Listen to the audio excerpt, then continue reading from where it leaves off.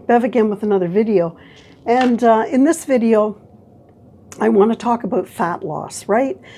Most of us have the goal of fat loss when we first start exercising. But me, I didn't do a lot of cardio. I did mostly weightlifting for fat loss. And you might wonder why. Sure, I wanted to lose fat, but I didn't want saggy skin. I wanted toned skin. I realized after that there's nothing, tone doesn't mean anything. What it means is that you can see the muscles, right? They're defined. And that means that you have to build up your muscles and lose fat at the same time. So that's why I did mostly weight training and not a lot of cardio. I might have done, 85% weights and 15% cardio. Now, when you look at marathon runners, right, they're very sinewy. They're not, you wouldn't call them, muscular, right? And certainly they've got great aerobic power, wonderful heart endurance, right? And that's their goal. That just wasn't my goal. I wanted, as I say, to get toned, right? So I realized what I was after was not just fat loss. I was after lowering my body fat percentage. So, if I think of lean tissue and fatty tissue, what I really was after was a change in that ratio. I wanted more lean and less fat. And that means a better body fat percentage, a lower one, okay? And actually that's a great measure of good physical fitness. And that's why trainers are always taking your body fat percentage numbers. Okay, now if I go over to this cardio exercise, no, there's nothing wrong with it. Yes, you will lose body fat, right? But you have to remain oxidative for that to happen.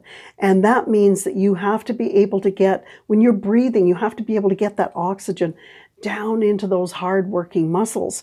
And the more fit you are, the longer you're going to stay oxidative. If you're unfit, you're not going to be able to move that oxygen. And you're going to be able to get a lot of messages from your body, okay?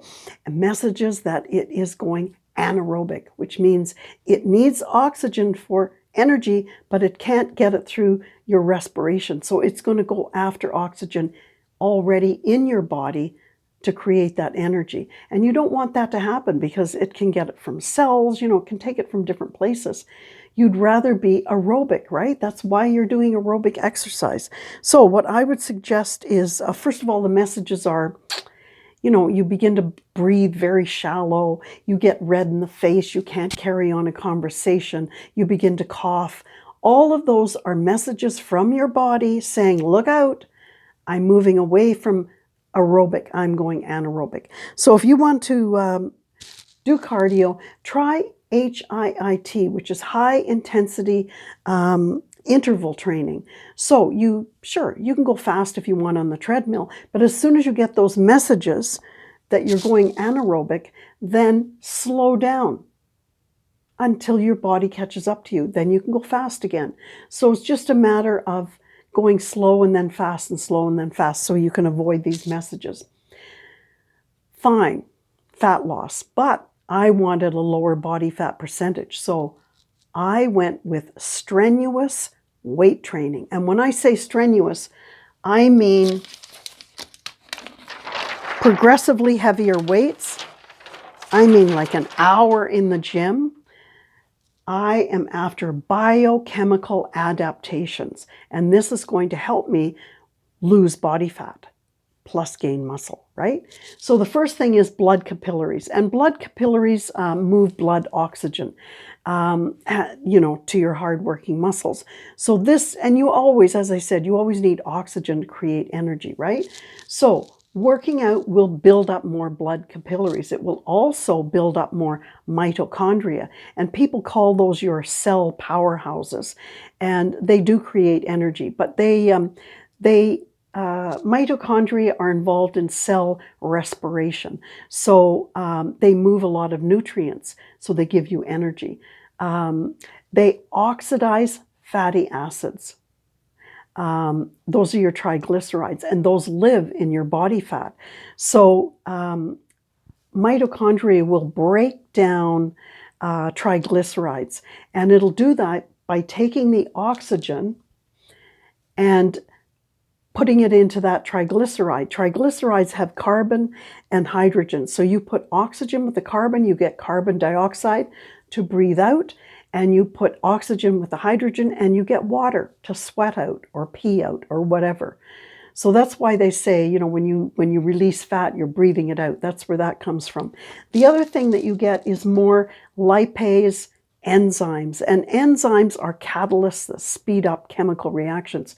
And all enzymes are very highly specialized. Lipase, guess what it wants to do? And its primary purpose is to break up fatty acids. And you will build up more of these enzymes lifting weights. Human growth hormones are a calorie-burning anabolic hormone, and it also frees up fat for energy. Now, these two acronyms, this one will occur somewhat with cardio training, but it is much more effective with weight training. And it is excess post-exercise oxygen consumption. So what happens is when you're exercising, your body, as I say, it needs energy. So it uses up oxygen. And so after you've finished exercising, you kind of have an oxygen deficit in your body that needs to be kind of rebalanced, right? And that's calorie burning. So you get a lot of it here, a little bit over here. This one you don't get over here. This is called delayed onset muscle soreness. Do you feel it? Oh yeah, you feel it. You don't feel this, but you do feel this. And it is a calorie burning activity. When you work out, you kind of tear your muscle fibers a little bit. Sounds bad, but it's not. And so your body, when you're finished exercising, it has to rebuild, repair those muscle fibers. And that's where you get more strength in your muscles.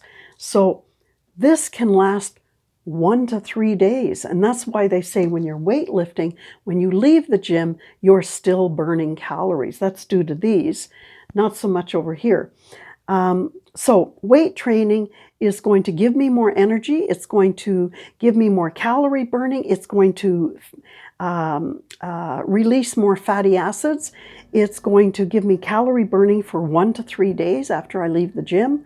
It's going to give me better metabolic efficiency, and metabolism is your ability to burn calories.